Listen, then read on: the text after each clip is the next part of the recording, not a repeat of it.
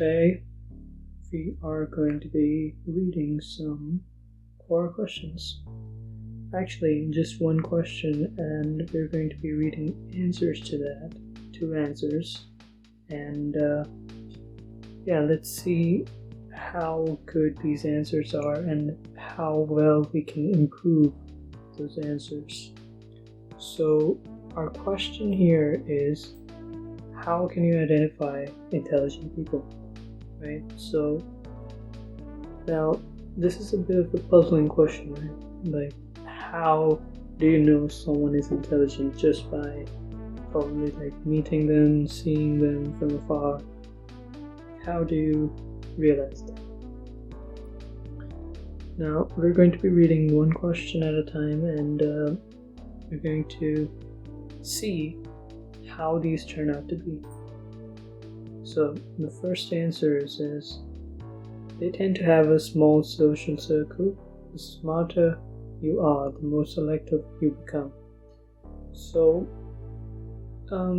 you may have noticed, if you know any intelligent person in your life, they are inherently introverted or antisocial, and there are reasons for that.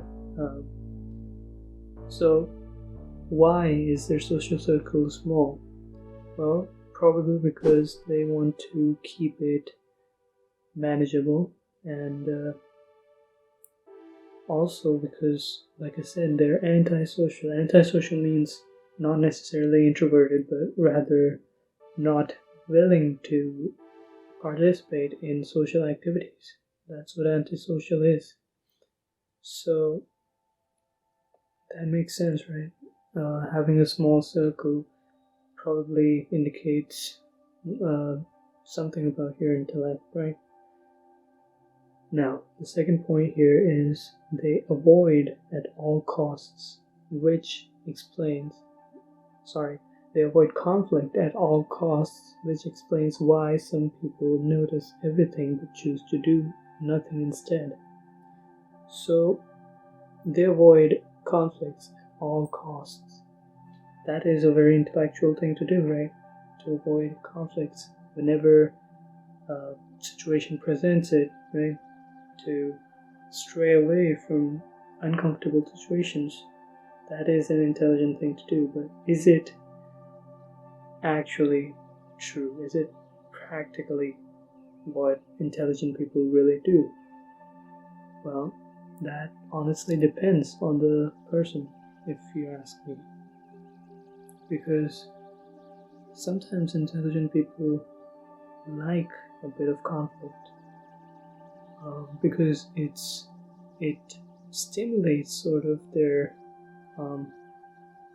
brain functioning, and they like it sometimes. So we cannot say this is a hard and set statement for intellectuals, and for you to identify them with this with this statement. Okay, so which explains why some people notice everything but choose to do nothing instead. So it's explaining that statement only. So point 2 I don't exactly agree with, so we'll give it that. Point 3, they talk to themselves most of the time. It's probably the best intellectually fulfilling experience to have. That is very true, actually. Intelligent people like to brainstorm a lot, when they're alone or not. They will keep constantly brainstorming, and keep sprouting new ideas. They will keep finding solutions to problems they've themselves created in their minds. And yeah, that is true. It is intellectually fulfilling to do that, like he said. So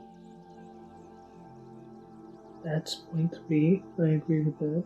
Point 4, they see opportunities where others see fault, right? So that could be different in terms of where the intelligent person lies on the spectrum of intelligence. So For example, if we take someone with an IQ of 120, and let's take another person with an IQ of 145, so that's a huge difference in IQ, and therefore the spectrum of thought patterns and stuff. So it's not exactly spot on at this point, because seeing opportunities where others see faults, well, that could be true for even average people, This point really just matters on how much you think about a situation, right? How much you seek opportunities. That's what makes the difference, right? That's what makes opportunities, right? So it really depends on whether you're seeking opportunities or not. So it's not really a trait that intellectuals have. So next one, we have point 5. The more intelligent you are, the more you have a tendency to undermine your abilities. I see this statement tossed around a lot, actually, and I've never agreed with it. It actually also intercepts with the idea that intellectuals are sometimes narcissistic, right? They know they're intelligent, and they're a bit cocky about it. And these are both intercepting, and the middle ground is that intelligent people know they're intelligent. Sometimes they don't, but most of the time I would say they do. And with that, so the point he said is that the more intelligent you are, the more you have a tendency to undermine your abilities. That is incorrect, I believe, because the more intelligent you are, the more likely that you are to not underestimate yourself, because, well, you're more capable than others. So don't believe that. And I've seen people that are intelligent that don't undermine their abilities. They know they're better when they're better at something, So that's point 5. I don't agree with that at all as well. Neither the point 4, like I said. Point 6, they tend to be loners and actually enjoy being alone because of their great sense of self. This can be debatable. This is true and not exactly false, so I cannot really give a clear answer to this statement. I would say they are loners. They tend to be loners, I should say. And they don't enjoy being with others as much as they enjoy being with their self, right? They like to brainstorm a lot when they're alone, and that's when they can do it to the fullest, right? When no one is around and you don't have to get your social batteries going. So that's that. And then we have point 7. They're not heartless. They've just learned to use their heart less. Interesting wordplay there. But I think what this means to say is that they don't depend on their heart. That means they are more logical, more rational, less emotional, you could say. And this is a good way to say this, and it is a true statement, actually.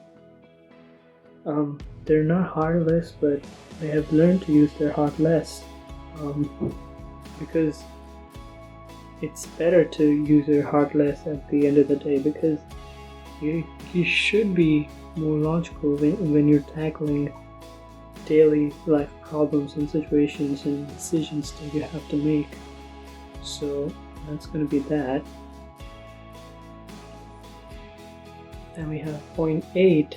The biggest con of being intelligent is you will always be stupid to stupid people. Right. So, okay. Right, so basically he's trying to say that the less intellectuals are, or I should say the less intelligent people, the average population tends to call intelligent people stupid, and he says that this is a con for intelligent people. And do I agree with that? No, that is, I mean, it is not remotely the biggest con of being intelligent. Being intelligent comes with a lot of cons. Like, if you're way above a lot of people, like if you're in the IQ of 130 plus, then you develop social disorders. You can develop schizophrenia, ADHD. There's a lot of disorders that come with it, and they are the biggest cons in my opinion. But yeah, like if you ask an intelligent person to read this point, he or she would say, this is a stupid statement, because no, this is not the biggest con, and it does not matter what other people call them, right? What other people think of them, because intelligent people tend to be more involved, you could say, and I don't believe this affects them. When we have bad handwriting, this is a very common conception. I don't want to say misconception, because there is a reasonable explanation to this, which I will come to. Keep this in mind. More intelligent people tend to think faster, and as a result their handwriting is more sloppy. Now, this really comes down to control as well, hand control, how much you want to intendedly get your handwriting good, right, on the paper. It comes to that as well, you know. So just thinking faster doesn't mean you're gonna have bad handwriting. You could catch up with your hand speed, right, while thinking. So it doesn't give you a clear-cut point to identify a intelligent person with this statement or this notion that they have bad handwriting, they're probably intelligent. This could be true, but in some cases it's not. So what I think personally, I think this is true. This is probably true, because I have seen a lot of people with bad handwriting, and they tend to be more successful in life later.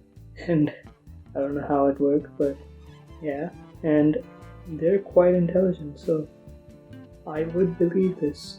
And what I have observed is that bad handwriting doesn't necessarily indicate high intelligence, but high intelligence does indicate bad handwriting more. So that's my notion.